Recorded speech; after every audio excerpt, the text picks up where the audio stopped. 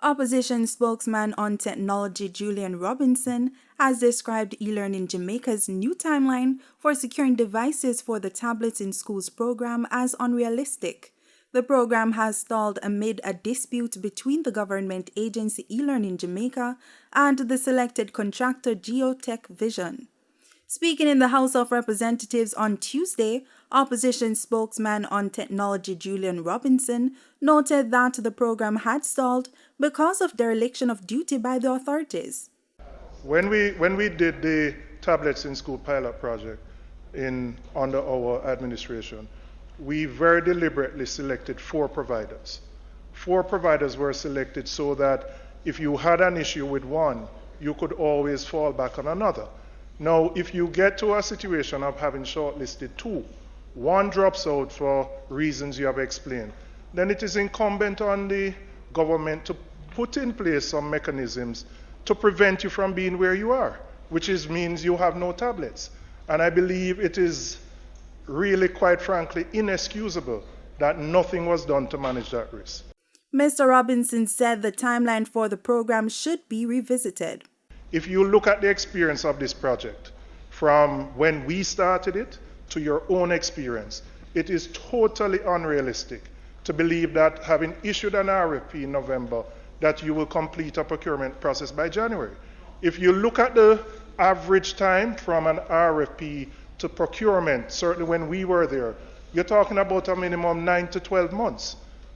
And that has been the experience with e-learning in the best of times when we got the tablets delivered. In your own case, you have gone through almost 2.5 years of a process with no tablets. And Mr. Robinson issued a warning against the background of government agency eGov's recent $12.5 million settlement of a wrongful dismissal claim by its former chief executive officer.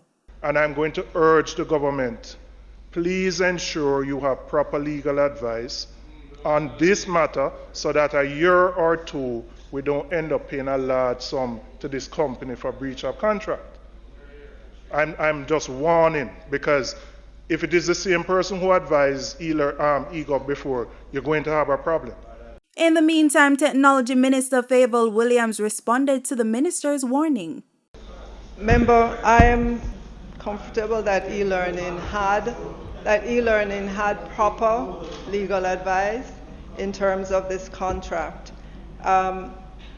Additionally, e-learning shared with me the process that they went through to validate these tablets on a number of categories. They looked at physical category, technical category, functional category, physical functional category, and they went through their validation process, and at the end of it have concluded that these tablets did not fit the full requirement that they wanted. Additionally, there were many delays in getting to that process.